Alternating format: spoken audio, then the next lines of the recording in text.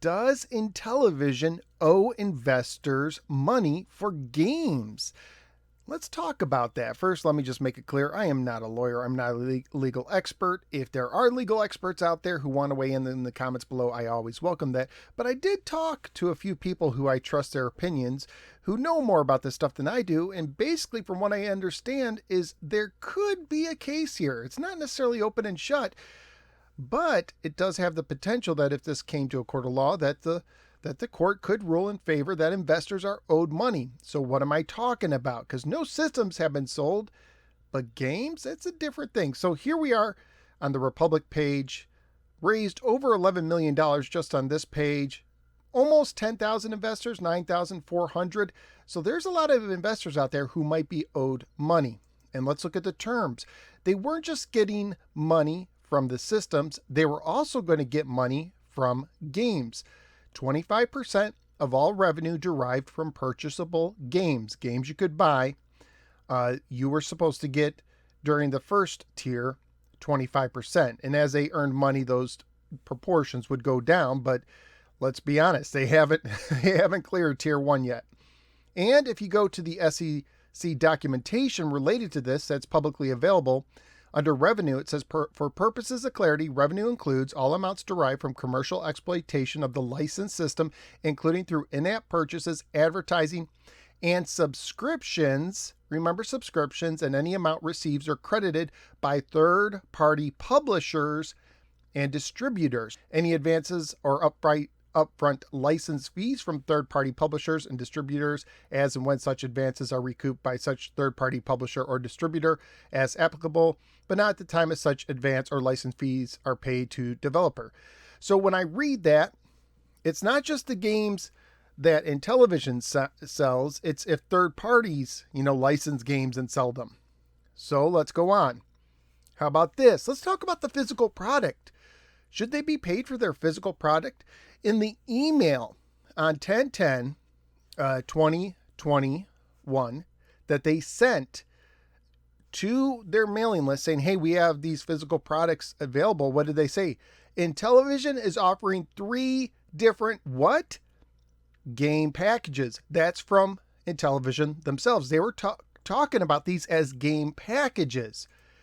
All right, 10/15/2021.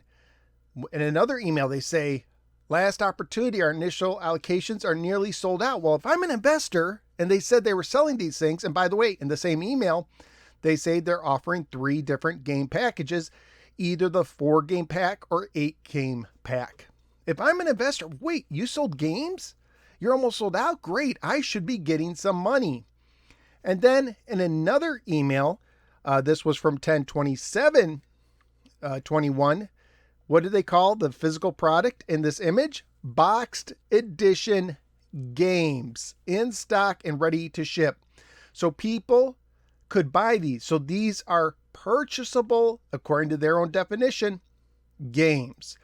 And on the website, there is one little thing that you have to search for. It's not, over here on the main page, it doesn't really talk about it. Oh, look, there's an ESRB rating. That looks like it's a game, right?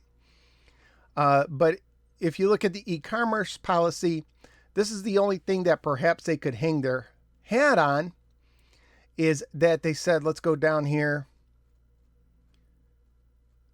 You have to go this disclaimer. By purchasing any collector's box edition bundles, they don't call it games here.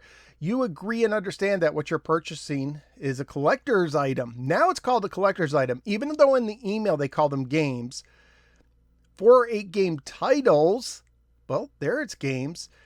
And that but at the end it says 1 RFID digital media card to download the game license when the game becomes available. So that would be their defense, right? A physical good, not a software license to the game until the game becomes available. Yet they still call them game bundles. Let's take a closer look at some of these physical products. All right, check this out. I have 2 of the games, physical products that Intellivision sold that I think the investors might deserve a cut of the money from. And if you look at these, they sure do look like games, don't they? I mean, you got game art, you have ESRB ratings, you look at the back, And you have more information, including controllers. Let's look at some of the fine print. Maybe the fine print will tell us that this isn't a game. It says an internet connection is required for digital game download, online features when using the Intellivision Amico. Certain smartphone devices may not be compatible with an Intellivision Amico or games. Intellivision logo, Running Man logo. All these things are trademarks of Intellivision. And,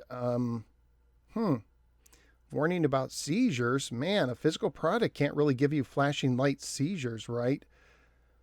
So, I mean, the choking hazards, yeah, but, you know, if it can give you seizures from lights, I don't know. This sounds like a game, doesn't it, to you? Don't see anything. I see that, this is a trademark of BBG Entertainment, Dynablaster, and so is Brain Duel. And you know what? Let's talk about BBG Entertainment in just a second, but I don't know if I went to court and said, hey, sure looks like a game. Shouldn't the investors get some of this money that almost sold out of their allocations? Okay, so let's talk about BBG a little bit more. In an August 30th from 2022 email, Phil Adams said this, we signed a licensing deal with BBG Entertainment, the details of which will be announced later. Here's a quote from the managing director. We are very pleased to have licensed 4 Amico games and the original game versions from Intellivision. For the past 3 years, we have been working on Intellivision and the development of our game Dynablaster and Brain Duel. We're excited about Amico and hope that customers will be as well. We're looking forward to offering the 4 licensed Amico games and original Intellivision versions on other platforms soon. So this one is just speculation, but here's something interesting. 2 of the games that BBG advertised on their website are Einstein Brain Trainer and Dynablaster. Of course, we know Dynablaster, and they made the Intellivision Amico version, and Einstein Brain Trainer looks to be the basis of Brain Duel. Now, let's go to HoloRide. This is a relatively new thing, and I believe it's based in Europe, and ironically, I think Hans Ippisch, who used to be the head of the European branch of Intellivision, now works for them. I believe that's the case. So anyways, this is VR in your car for your passengers, of course. And they don't sell games individually. They sell subscriptions. And they call their games experience. Let's look at some of the games that they have available. Dynablaster and also Einstein Brain Trainer. And if you look at these, Dynablaster from BBG, developed by Wasted Studios. This looks like the Amico version. If you look at the images, this looks like it might very well be based on the Amico version. Wasted Studios was working on the Amico version, and it was released in December of last year. Let's see, when was that licensing agreement? That was in August. Could it be that Dynablaster, that Intellivision had the rights to Dynablaster? It couldn't be released on anything else from that point, not this version. And that one of the licenses they did when they reached out to Intellivision was to license Dynablaster and take away some of that exclusivity and put it on the HoloRide. And, of course, also, let's back up. Let's go back to experiences.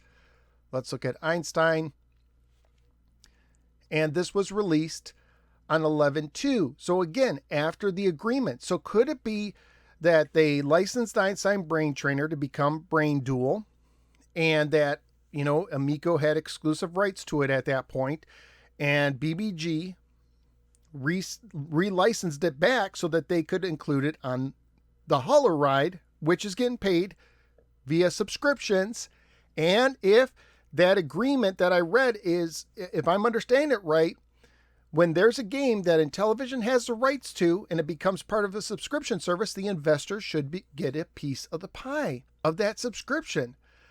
So that's the case I'm going to make, is that perhaps the investors today should be owed money. They should be, I'm not saying that there's money to be had at Intellivision, but maybe heard rumors of not Hans, but Phil Adams saying that they recently, got a bunch of money through licensing deals. Maybe the investors deserve a little bit of that money. Are they holding back money? Are they hiding money from investors? I don't know. Let me know what you think in the comments below, and I will see you next time.